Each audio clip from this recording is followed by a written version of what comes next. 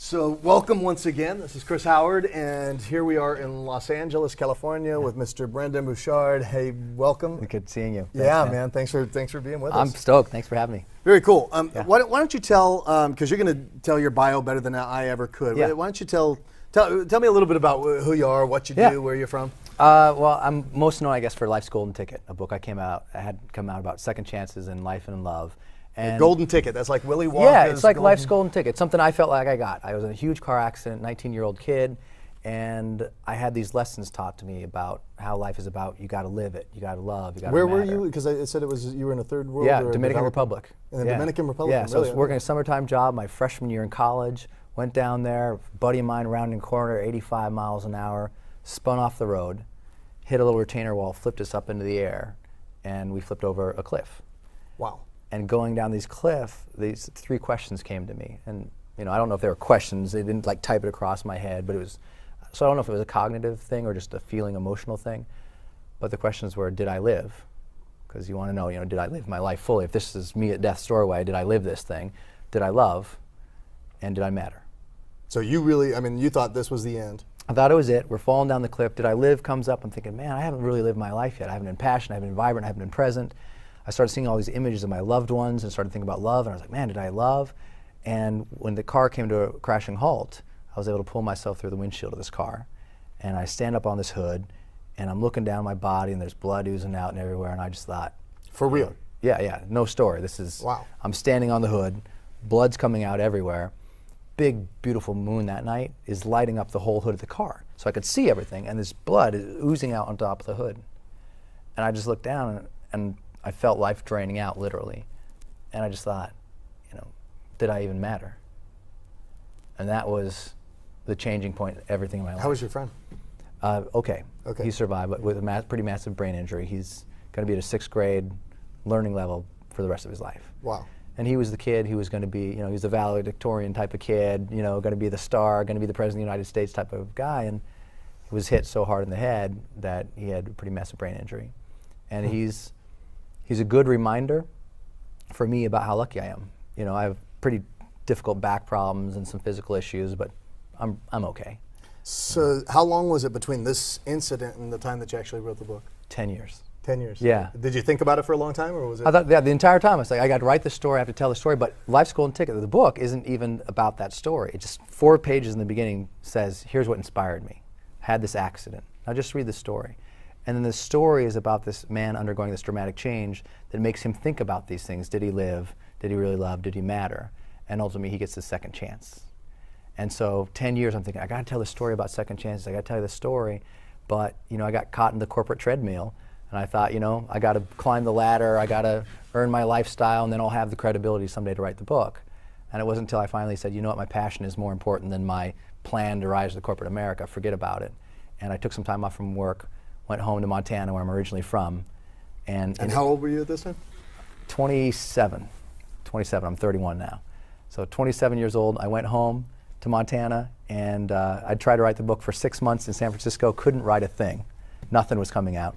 And I had a good outline, but that was about it. Went home to my childhood bedroom. But you always had the idea for the book, and the idea followed. Had the idea, yep. I knew I was going to be a storyline. It's about this guy, he goes to the amusement park, and these magical things happen to him that open him up. That's basically all I had. And it kept that integrity when I finally wrote the book. But went home to my childhood bedroom and wrote the entire thing on my mother's fold-out 3-legged sewing room table in a tiny 8x8 bedroom, and wrote it in 18 days. How old were you? Purely inspired. 27. 27 years old. Yeah.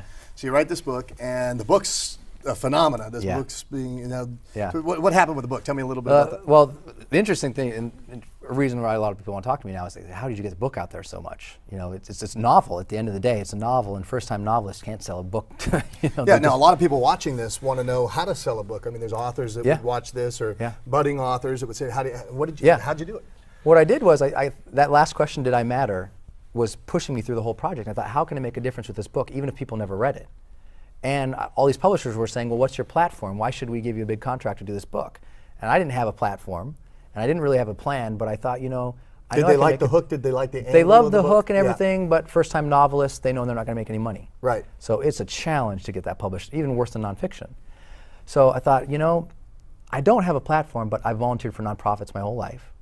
And I've been working in the corporate world for 7 years. And I thought, you know what, if I could get these nonprofits and these Fortune 500 companies just to promote it for me, then I found the golden ticket. You know, that's the golden ticket to promotions. Right, for sure. Getting huge organizations to promote your stuff. That's the golden ticket. And I thought, there's got to be a way to do that. So I started going to these sponsorship conferences. So this is before you actually sold the book to a publisher. Yes. Your plan was to get the corporate sponsorship and to get the nonprofits behind it. Because I said, you know what, if I get the nonprofits to believe in the message, then I can also probably get them to think, well, you know what, we should sell this too. And I thought, you know, if I just give them a small percentage of it, then it will behoove them to see me succeed. They'll say, you know what, this is mutually beneficial. We like the message, we like the book. It can be a fundraiser for us. It can generate some awareness for us. And I thought, if I can just get them to believe. So did you write a plan? Did you write a plan of attack? Did you write your top, oh, man, top 100 people you were going to go after? I wasn't a good business person at that point. I picked up the phone. I was like, hey guys, I've got this idea. Literally just talking on the phone, no plan, no nothing. Just picked up the cold call. And most of them turned me down, but one guy said, yeah, I'd like to see that, sure. Sent him the book, falls in love with it. I said, great. So I went down and met with him and his whole team. I told him my whole thing. It was messy, it was sloppy, you know. I'm not always good on the fly. It was just kind of messy and sloppy. And at this point, you weren't making a lot of money or anything like that? No. I had sunk every dollar into taking time off to write the book. Got it. And I'd saved, actually, I had saved up enough money because I thought I was going to self-publish it. I thought, you know, first-time novelist, nobody knows me, I don't have a chance. Right. So I literally had cashed out all my stocks, 401k, I'm going to self-publish this. Did you self-publish first and then sell? Nope. No. Nope. So you just had a manuscript and an idea. Yeah, I had a proposal. You had a proposal. And what ended up making all the difference in the world is after I got the nonprofits to believe in it and say that they were going to promote it, in the partnership section, or in the promotion section of the proposal, I included all my partners, and I said in detail, here's what they're going to do to promote the book. Because we had worked it out. How many did you gather by this point? Three international nonprofit organizations. Can you? Yeah, Junior Achievement. Junior Achievement teaches youth about entrepreneurship and being better business stewards in the global economy. But they're ultimately about making a difference. And so that was the tie in the book, because the book ends with this character learning that life is really about making a difference and contributing. And he learns throughout the whole book to live by choice and to live to contribute. So they love that message that, you know, we can choose our fate and that we can contribute to the world. Now, is this a big organization? Yeah, Junior Achievement, they serve about 3.5 million youth worldwide. At the time, they're up to 8 million youth now. Wow. Now, what did they commit to doing for the book? They commit putting it on their website, putting it in their newsletters, emailing their staff about it. They have 139 offices worldwide, letting them all know about the promotion, inviting me to their conferences, making me a spokesperson, making me a board member. That's a pretty big commitment. It was unbelievable. Yeah. And this was just like this. It was a conversation with them. I happened to figure out the strategy at the time to make sure that they understood this was mutually beneficial. So I said, this is a great idea. So who else did you get? You got Junior Achievement? Junior Achievement, Kiwanis International. Kiwanis has 600,000 active volunteers worldwide. They got a club in almost every city in America. They're like Rotary, you know, or Lions Club is a service organization. A bunch of people get together, figure out how can we contribute to the community. And obviously a huge network of people. Had me at their convention. I think I sold, it was interesting. On one day, I went to their convention. I gave the keynote. There were 7,000 people there. And on that same day, 2 of my friends were on the Today Show. And I moved more books on that day than they moved on the Today Show. And it just shows the power of, you know, contribution. It shows you the power of, you get a bunch of people who have you would expect care and compassion at their heart. You know, that's what they care about. And here's this book that it aligns with their message. That's what I teach in partnership seminars. How do you align with somebody's message? This book's so aligned. If you read it naturally, did you target these groups because you thought that the book aligned with their message, or was it just? Yeah. So there was thought that went into it, or did you find that the message is aligned? Yeah. As they said yes. With Kiwanis, it was, you know, I absolutely knew it. Right. Junior Achievement, we kind of figured out how did it align because they knew it was good for them, and I knew it was good for them, but we just had to figure out exactly what was the verbiage and how do we figure it out. And then YMCA was another partner. And YMCA, you know, serves 30 million people around the world. Wow. Every American is within 45 minutes of a YMCA, practically every American. So they're a serious organization. And at that point, I learned how to pitch and propose. And, you know, I learned how to pick up the call. I learned what to say, to who. And then afterwards, like every great sales call in history, at the end, they always say, send me something. Right. You know, no matter how good you are, they say at the end, yeah, okay, send me a proposal. Yeah. Send me the proposal, let me see it. And I'd kind of crack the code at that point by working with these first 2 sort of informally. Now I knew what to put in there. Boom, boom, boom, boom, boom. And now every time I go get a partner, whether a nonprofit or a Fortune 500 company, I know exactly what to say, how to say it, why to say it, what triggers it fires off in them, both psychologically and business-wise. Like, I know their response to this proposal every time. Now, I know you teach people how to do this now. Yeah. We'll get to that in a bit, because Yeah. I'm interested in that. Now, those were the three partners that you had in this book proposal. Was there anything else that made that proposal meaty, that caused them to say, hey, we want you? Because I think you got a pretty big advance in the end, too. Yeah. It was huge. an amazing advance for first-time novelists, but what really ended up happening was, I had not anticipated this. All three organizations happen to be international. And I really hadn't really thought that through. Well, when HarperCollins bought the book and they took it out to the foreign market, and they said, do you want to publish this in German or Spanish or whatever, the publishers would look through the proposal and see that promotion section, and they say, we know these organizations. Wow, this kid's got reach. So we broke out of 16 foreign territories, we broke 12 international records. Wow. In Brazil, this is a great example. Brazil, it's not a highly literate country per se for the population that's there, and it's a couple different languages, Portuguese and everything, but they're not big book buyers. The foreign advances you might get aren't that big.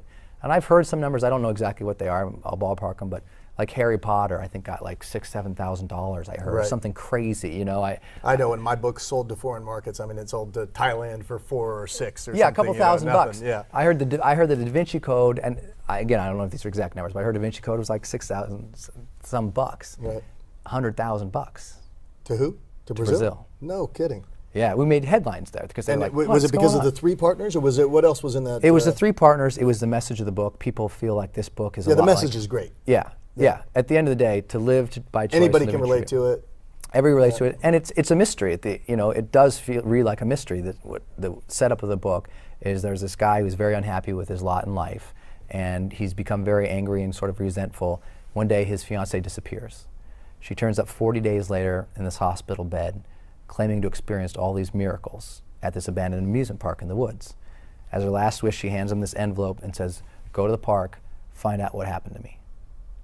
So to honor her last wish, he takes the envelope up to the park, and when he walks through the rusted entrance gates of this park, it comes back to life.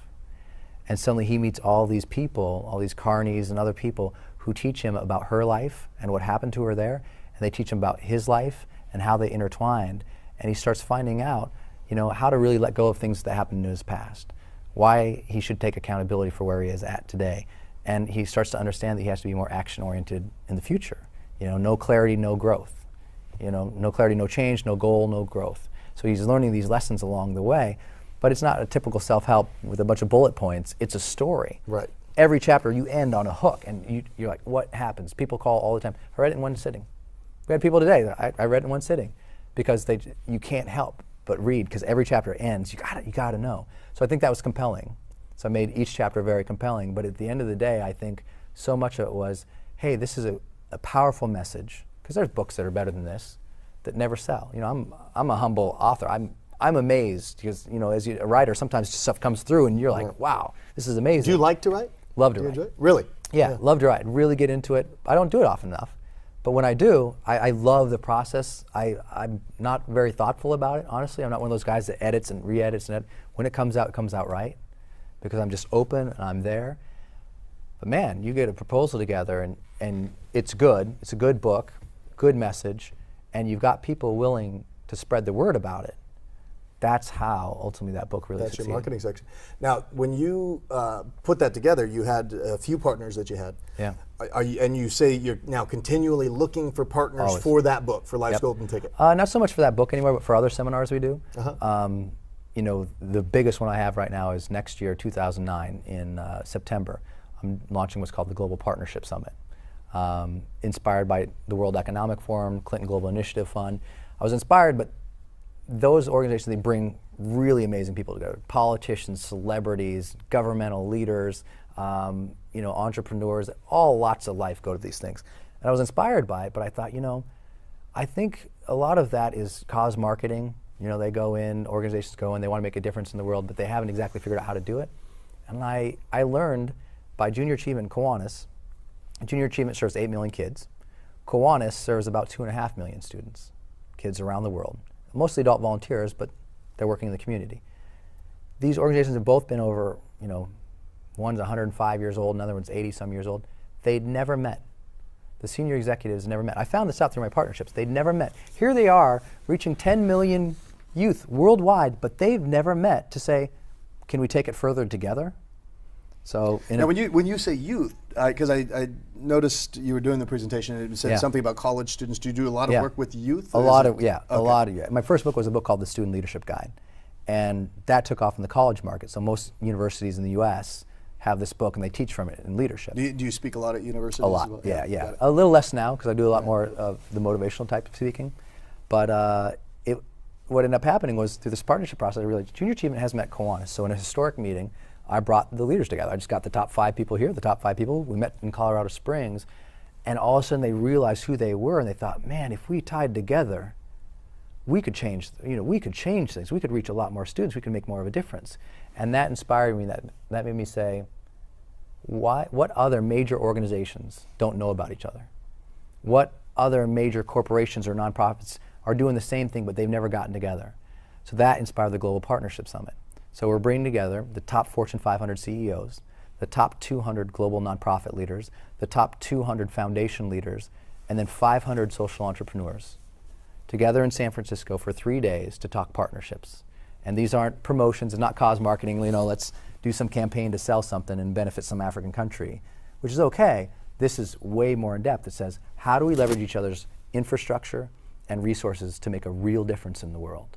And you're going to facilitate this event? I'm emceeing it and facilitating it because the mentality is so different. We're all trained to figure out our own company and kick some butt as entrepreneurs. Even corporations, they're so siloed in what they do.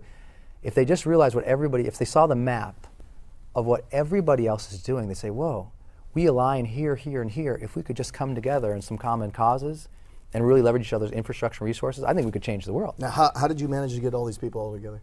Or are you're still in the process? Yeah, no, we got everybody together. We have the 4 presenting nonprofits, which we're announcing in October, and then we have 4 corporate presenting sponsors, all $1 million corporate presenting sponsors. It's a big deal. And now, what's the size of the event going to be? How many people? 2,000 people. 2,000 people in San Francisco, and you know what? It's in the early stages, but it happened so fast because I figured out the partnership model, where I didn't go to them and say, "Hey, come to my event.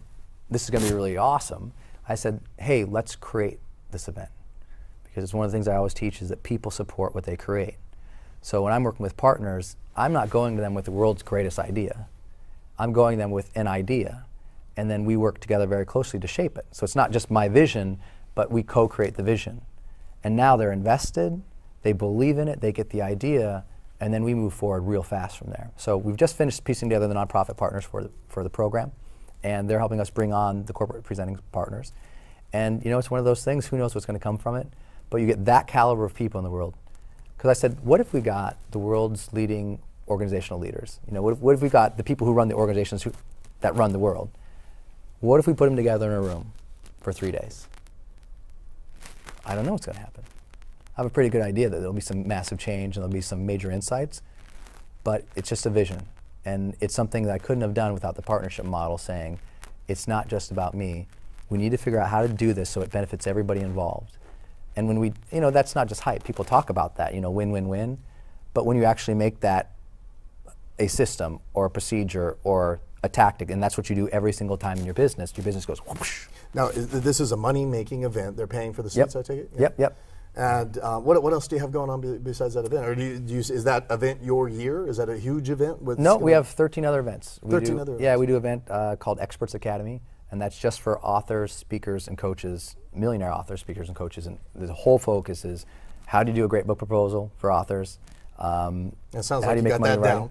You got that down. Speaking, how do you make a career at speaking? Make a career. I mean, you teach so incredibly how to do that, but you also teach, the actual skills on the platform better than anybody. And this is about, well, how do you build a career around that? Not so much about the tactics on the stage, but how do you build the actual career in terms of promotions and marketing? And then the last piece that we teach is coaching. How do you build a real coaching program that is sustainable? There's a lot of people teaching coaching, but as you know, sometimes it's flash in the pan stuff. Sure. So how do you build something that's enduring and something that can scale and not kill you? Right. Because that's the hardest thing. You start coaching. You're coaching 35 people or 40 people a month now, and you're like, wow. So you got to figure out, well, how do you build that? But how do you also deliver enough value and services that you can charge a high amount so that it's worth your time? So do you have a big organization behind you? Is it No, not at all. Actually, that's an interesting question. Yes, 3. my nonprofit partners and my partners are the organizations behind me. What we teach at partnership seminars, this is about, it's not just about a business strategy, it's a business structure. Because when we're working with them, these organizations, they already have a budget. They already have a marketing staff. They already have an organizational team in place. So when we partner with them on, let's say, a project, whether it's a book promotion or a big seminar. Now, do they support all your seminars? No, nope. I focus very targeted now. For example, my college one has something very different than my Life School and Ticket Super But seminar. you always have sponsorship for the programs, for the seminars that you do? Except partnership seminar. Because it's teaching people to get sponsors. Right. And I don't want to, muddy the waters there and say, this is one so that's the only one we don't try and get sponsors for. And everything else you have sponsors? Most everything else. What does a sponsor do in that case? Are they supporting you from, in terms of putting bodies in the room? Are they supporting you financially? Are they what are they? All of it. Well, it depends on the relationship. Most of the time, there's 2 components. There's, what's called, basically, for lack of a better word, in-kind, stuff they do for free. So they might promote it out to their newsletter for me. They might send out a mass email to their staff, their customers.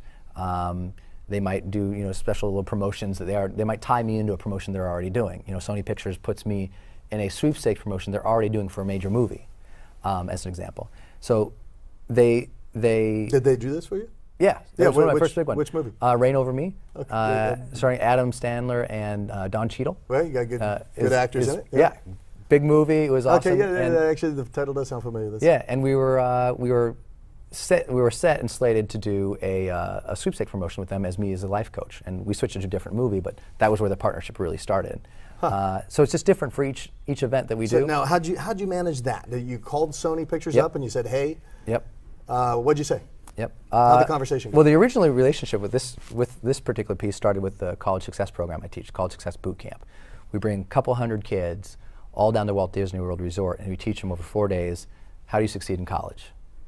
Emotionally, socially, academically, and financially. How do you do it? How do you graduate college? How do you do it and do it well and live through it? Because 50% of college students drop out in the U.S. and 33% of them drop out their first semester. So they're like, you know what, forget it. That first year, they can't manage it because we're not grooming them for that. We have 30% of our kids dropping out of high school. In the U.S., 30% of kids dropping out of high school. Then they're going to college and 50% dropping out because no one's preparing them. So I said, I got to build this program. So we built it and we started promoting it. And I saw that they were doing a promotion and they were really targeting the college market. And I said, well, I'm targeting the college market too. So a couple of emails, a couple of phone calls, and all of a sudden we had this deal where I basically gave them free tickets to my event. And they used that as a sweepstakes prize in a promotion they were doing. And that's like a small one now. Now the stuff that we're doing is much bigger. They were amazing. They gave us 5 million impressions for that seminar. I started that seminar, it was like 4 days old. We had a couple hundred students. We had the same sound and lighting system as like a Dave Matthews concert. I mean, it was obnoxious. Wachovia was one of our big sponsors. Wow. So I would imagine your database is growing very, very quickly. Yeah. Yeah. Yes, and it's interesting because you have different areas of the business. We've got our college database, we've got our adult seminar database. I have my corporate database because we do a lot of corporate speaking, a lot of corporate training. So they're all different, but I'm a little bit different in this industry of teaching entrepreneurial marketing. I'm not so big on building the list as I am as leveraging the organization's lists. They've already got the customer pool. Sure. So they've already got the database, and now. If I get so their if you've got access, if you have access to that, yeah. And I just saved myself 20 years of building a list. Right. And do they let me mail on everything? No. Do we focus and do things strategically each year that benefits each other? Yeah, absolutely. So the partnerships really have grown. I think they grew organically at the beginning, and then they became a little bit more an understood art, and now it's almost a science where when people come to our events, we teach them, here's the pitch, here's the proposal, here's how to structure it, here's who to talk to, here's what to say, what not to say. And we show them step by step how to do that. And I think that what motivates people about all of this is just the mentality of saying, you know what, I can't build the business on my own. I'm as humble as they come, and I'm a young guy, and I know how young I am. 31. 31. Yeah. And I'm lucky to be here. And I'm not here because I'm this whiz-bang genius kid. I'm here because my partners recognized the intent I came at. It was authentic. I was trying to give. I didn't go to them and ask them to do all this stuff. I just said, hey, I got this idea. Can we build something here? And honestly, what ended up happening was they recognized that. And because I structured it in a way that it benefited them too, you know, like the nonprofits, they raise funds and awareness through my efforts, through my works. They're benefiting from it. So it makes sense for them to promote it. So they promote it. So people always say, how'd you get here so fast? And I say, well, I was kind of pulled. You know, these organizations helped make it happen for me. It wasn't just Brendon showed up and I'm, you know, the smart kid. It's that I have a particular outlook on life because of my accident. That last question of did I matter drives everything I do. These organizations know that because I have a good relationship with them. And at the end of the day, people get really intimidated, especially small business owners, with these big partnerships. And I always say, just if you're a small business owner, you know, a lot of small business owners get small-minded because they're worried that they can't compete, or, you know, Brendon, I can't work with these global nonprofits. I can't work with these Fortune 500 companies. And I go, at the end of the day, it's you and one other person at that organization. You know, it's a relationship. It's you and me chatting about what we can do together. It's not that intimidating. And when you just get over, you know, that selfish need to make sure that you succeed and that you win in every single way in the relationship, you'd say, I'm going to go and I'm going to give, and I'm going to give the best that I can, and I'm going to serve, then you really do make the difference, and you really do make the income, I think. So do you have another book coming out here soon? Yeah, I got 2. You got 2? I got 2 in a row, yeah. Really? Are they related to the first one at all, or it's totally different? No, same. Well, the second one's the same style. The second one is a business parable, though, and it's called The Monkey Bar Mindset. And it's a metaphor of how we can't swing forward in life until we let go of what's behind us. So the whole story is built around this man who just has not figured out how to let go of the past. Huh. The whole story is about that. You know, once you let go of this, then you can finally grab that. And then another book called the 4 Secret Gates to Growth and Happiness. And that's your general nonfiction self-help book. And both are written, and we're just fantastic. We're doing the deals. It's a lot. Now, are you doing it with the same publisher or different publisher?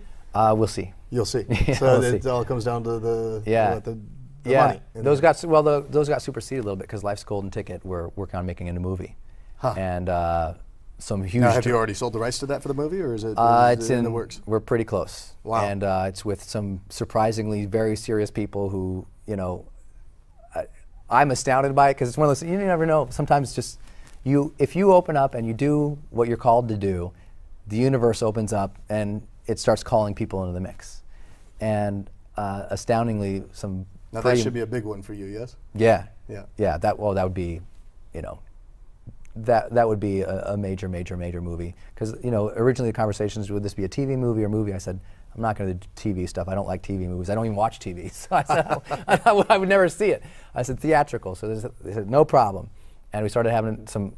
So did you actually come up with the idea to go theatrical and start pitching it? Or No. did they come after you? They came after us. Yeah. Huh. This particular situation, a producer was sent our book from a fan, one of my seminar attendees, it turns out. And the guy had met this person casually, got the book, he read the first 10 pages, this is pretty good, handed it to his assistant. His assistant walks in the next day and said, that changed my life. He's like, cool, put it in his bag, went out to a meeting with one of his billionaire investors, a guy who funds the development of some of his movies. And they had a great lunch together, and he gave him the book, and the guy called back the next day and says, this is a movie that needs to be created. It's fantastic. Yeah. And so now it's just, well, how do you work out the details and who's involved? And I was going to ask you what's next for you, but it seems pretty obvious. Is there anything else on the radar screen that's you go, boy, that's something I've man, doing more work with you.